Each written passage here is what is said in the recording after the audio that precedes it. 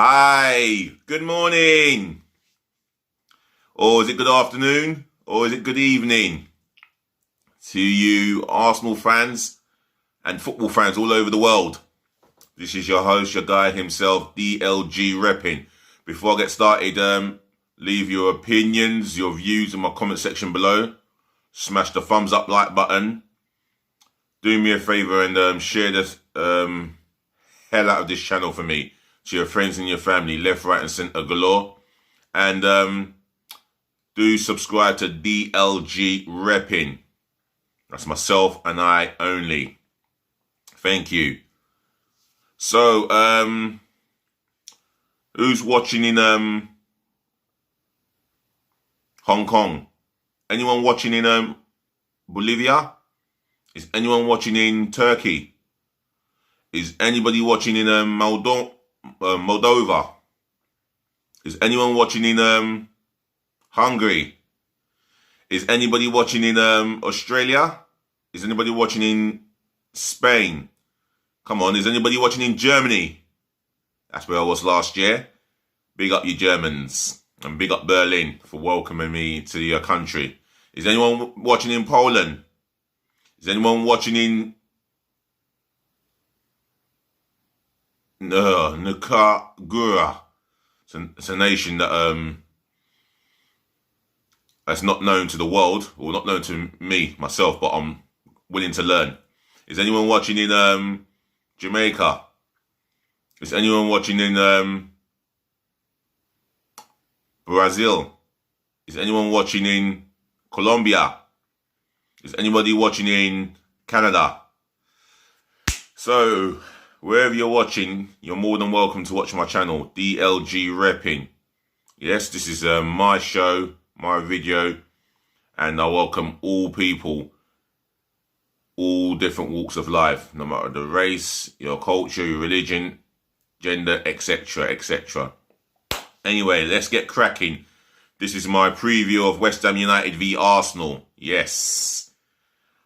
English Premier League game, of course. We're coming off of the back of a 1-0 defeat, but we are through to the Europa League quarter-finals, and we have Slavia Prague. We're up against one of the best teams in London, in West Ham United. Maybe the best team in London, if you're talking about present. They're solid, defensively well-organised, well-structured. They have a philosophy that they believe in, and that's all been installed by David Moyes. I mean, he didn't do well at Man United. It didn't work out for him. He had a spell at West Ham, and then he ended up resigning, or did he get the sack? West Ham fans, you can put me straight on that one. Feel free to come into my comment section and leave your views and your opinion. Smash the like button, share to your friends and your family, and subscribe. One thing I will say about West Ham, they've been absolutely brilliant this season. Completely brilliant. They've been resilient. They've known when to be resilient at certain amount of games. I've watched them in big games, i.e. Leicester away, and they went 1-0 down. You'd thought their heads dropped, but they kept going and kept playing a certain style of football, which is making them attractive on the eye. One of my West Ham favourite players as a neutral, Sofal. Now, this guy, you know, he comes across as probably one of football's hard men. He comes across as a hard man, and we don't have many of them in the game, let alone the Premier League. But this guy, he's not just got the look of an hard man, but he can play as well. Assists, he can produce assists, he can defend. He's a right back that we've got to bear in mind. Mikel Antonio, he's been reborn as a number 9 striker, even though he's a winger at best. Jesse Lingard has definitely been reborn since his loan move at Manchester United. So these are key players to watch out for. And if I can tell you who's West Ham player of the season, I'll be struggling to pick up individual. But But I'll tell you what, Declan Rice is mentioned as well, and he's highly thought of, and it's a case of how long can West Ham hold on to him. If they can get another season out of him, I think West Ham would be very pleased as a whole, especially their supporters. So, without further ado, I've done my analyst on West Ham, my honest assessment of West Ham, should I say. I mean, they could still end up in the top four, and if they get one over us, they could be in 4th place. If we get one over them, we could be only a point behind 8th place, and we've come a long way. Let's put it that way. So, without further ado, the formation is always going to be a 4-2-3-1. And I'm going to be picking my strongest 11, my strongest 9 substitutions, and, you already know my formation. So, in goal, Bellerin. For me, he starts in goal all the time. I mean, this is the last game before the international break, and I would like to give him this opportunity to continue with his form, really. He doesn't have much to do. That just shows you how much we've improved defensively. His ability on the ball is calm and unique. But the one thing is, he needs to stop taking too long to clear the ball or to release a pass, and not produce silly passes in silly areas. So for me, I'm keeping Leno in goal until I feel otherwise. Right back, Cedric Suarez, the man for this sort of game. Because one thing with West Ham, they're going to give you a battle off the ball, and they're going to be resilient and physically up for it. So Suarez will have that experience in that position as right back. I don't think Bellerin will be cut out for a physical battle. Not at all. Anyway, Cedric Suarez starts. My centre-half pairing. I'll tell you what, for this game, I'm going to go with Callum Chambers. I've got to be bold and go with Callum Chambers. Yes, people would say, why drop Luiz? Well, he's not a back four player, and generally he's just not good enough in that position. If you play him in the defence, it's got to be with 3 at the back with David Luiz to benefit in the middle. So for me, Callum Chambers is in this game. He don't mind holding him. He don't mind a physical scrap. In a case that the game becomes scrappy, he's the sort of guy that loves to defend first, and his best position is centre back. And I'll tell you something: if he goes to another Premier League club playing in that position, he'll become one of the best centre backs in the Premier League. And I don't want to sell him. I know that he's much better than Rob Holding, and he can be much consistent than Rob Holding. So Chambers at the back. Alongside him, Gabriel Magalhaes. Magnificently splendid. For me, strong at the back, solid, quick, aggressive in the air. That powerful header, for example, against Olympiacos in the first leg, that tells you all you need to know about Gabriel Magalhaes for me. I mean, he's been here a short space of time, and he's had how many top strikers in his pocket, and that includes Harry Kane, who I rate as world class. Yes, I found him in Gabriel Magalhaes' pocket. The only thing is, he let him slip out for 10 minutes. Basically, he was giving them a chance to go for a walk in the park, let him off his lead, and have a little wander. But then again, he still had him in his pocket. Gabriel Magalhaes and Chambers as my centre-half pairing. My left back, what can I say? You know who I'm going to pick. But I'll tell you what I want to see next season. I want to see a left back that can push him. Not Suarez, definitely not Bellerin. I want to see us sign a left back that can push Kieran Tierney. That's the man I'm going for. Simple fact is, he's quick, he's mobile, he's everything that you need in a left back. Defensively strong, and he's battling Robertson, and he's battling Robertson for the number 1 jersey for the Scotland national team. And I'll tell you something, it'll be interesting to see in the Euros when Scotland play, who does the manager prefer? But for me, Kieran Tierney is a leader without the armband. For me, he's Arsenal's club captain without the armband. That's Kieran Tierney for me. That's how highly I rate this guy. And he can be trusted week in, week out. You know? Kieran Tierney starts at left back. As long as he gets goal side of the winger he's up against. And I haven't got a problem with Tierney starting. All right, the two in front of the midfield, hands down, Thomas Partey. He walks into that particular role. He was cut out and born ready for every game. Our midfield bully destroyer. Viewers, you heard me say that over and over again. Thomas Partey is our midfield bully destroyer. His quality off the ball and on the ball is there to be seen. His drive from deep line midfield to an attacking area. He affects our offensive play. He has a positive effect on our offensive play. And when he's on that pitch, you can see why we're better in that midfield. But for me, I still want a partner for Thomas Partey in that midfield area. Because I can't trust Ceballos on a consistent basis. It's evident to be judged. You know, he's been judged long enough and the evidence is there. He's not to be trusted on a consistent basis. Granit Xhaka, if he's not losing his brain, then he's doing something.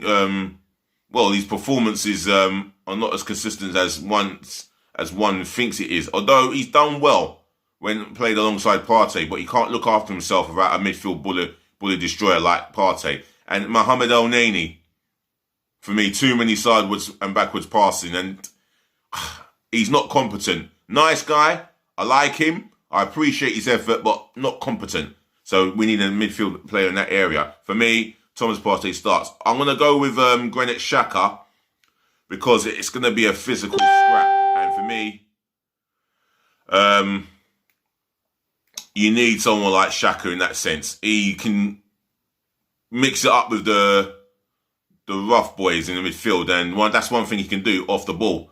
On the ball, he's not scared. He's not scared to take responsibility. He's starting to show more responsibility when demanding the ball and launching it forward, even though it might be a poor pass, but you can see the intention is there. For me, I'm going to go with Partey and Xhaka.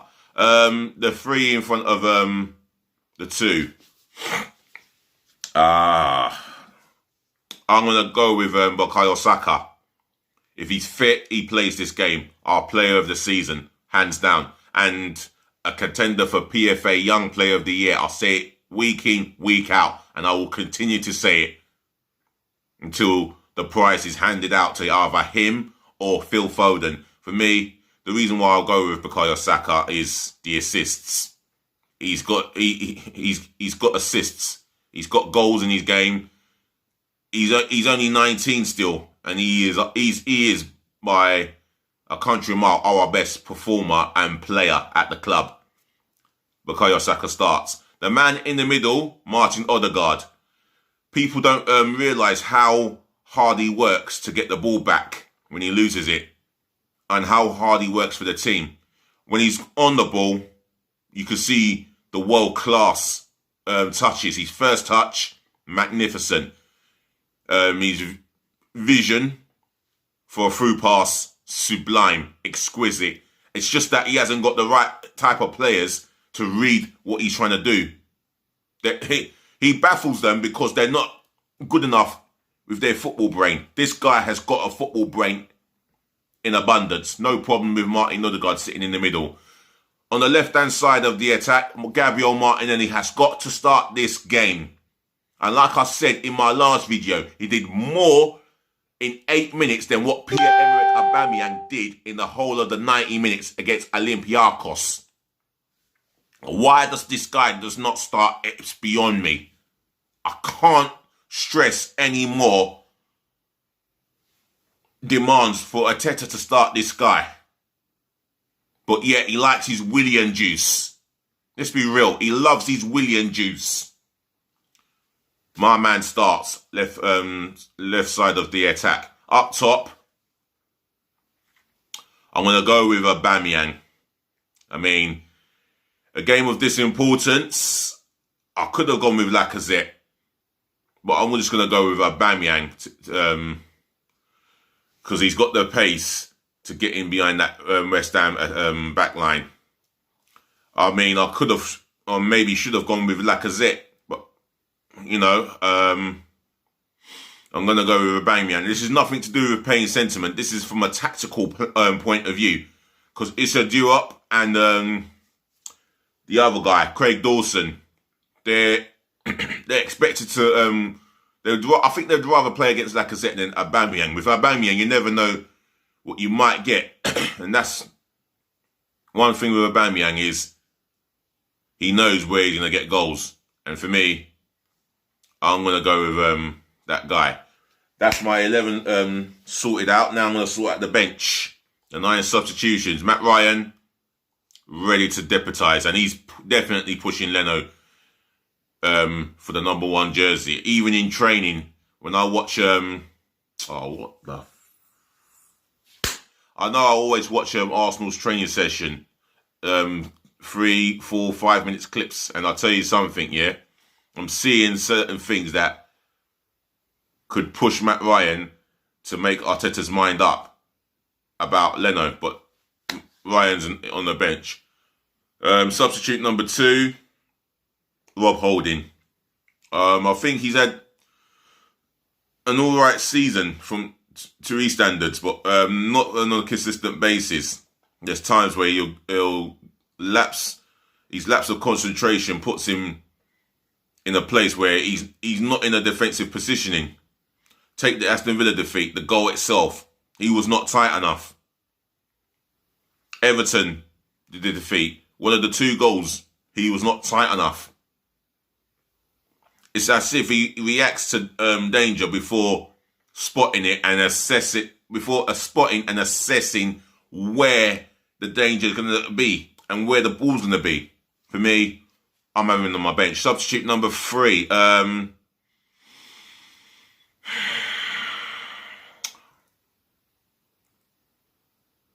Oh, Lord, have I gone? Substitute number 3, Hector Bellerin. I mean, it's not much choice. If it was down to me, I'll have Maitland-Niles on the bench, but he's at West Brom on loan. If it was down to me, I'll probably or not probably keep Joe Willock, but he's out on loan as well.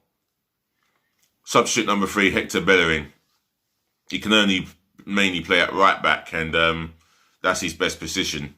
But for me, I see Suarez being more effective and competent than Bellerin in all aspects of that position. Substitute number 4, David Luiz. You talk about experience. You talk about a man who's played in, 3 or 4 European Club Cup finals. This guy has got the abundance. He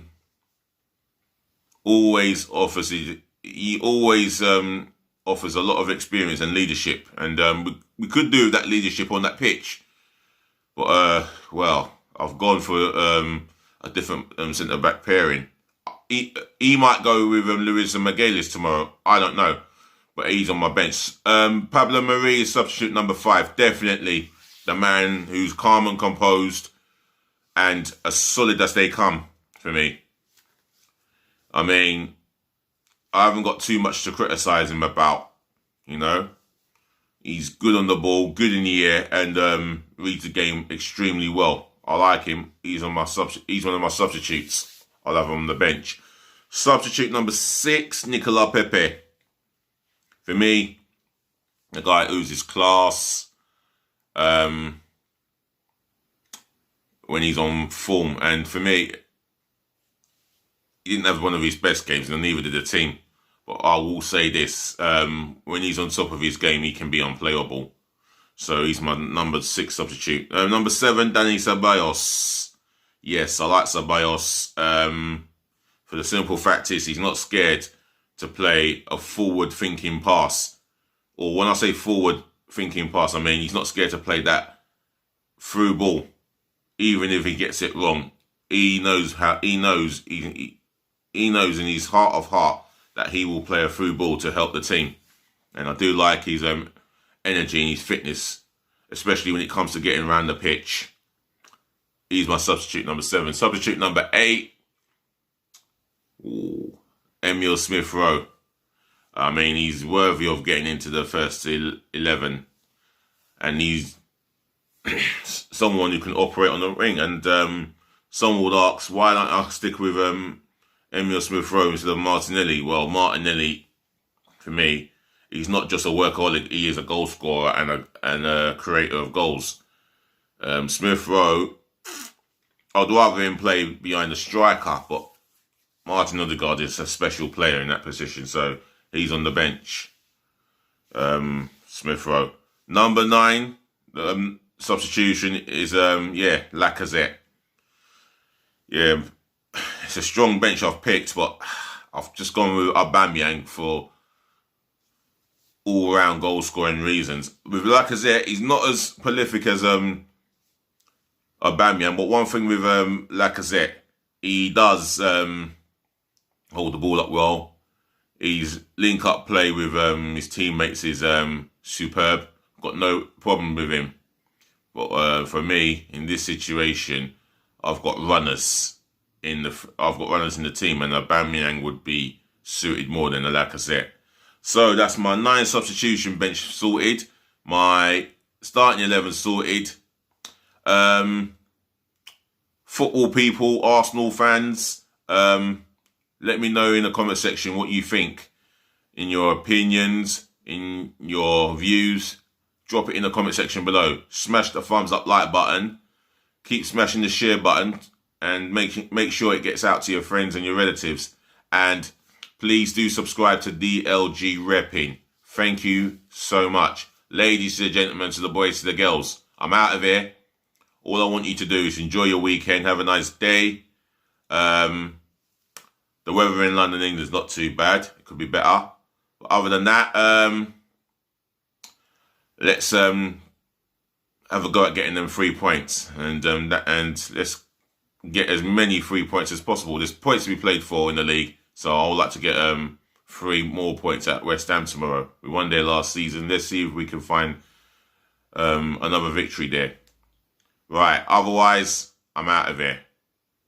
Oh, peace again, love again, and bless again, yeah? Ladies and gentlemen, to the boys, to the girls, I forgot to say, thank you for listening, thank you for watching, thank you for tuning in, and thank you for always putting up with me. Peace again. Did I say peace again? Yeah, I've said peace again, love again, and bless again. Otherwise, just always do me a favour and just be nice.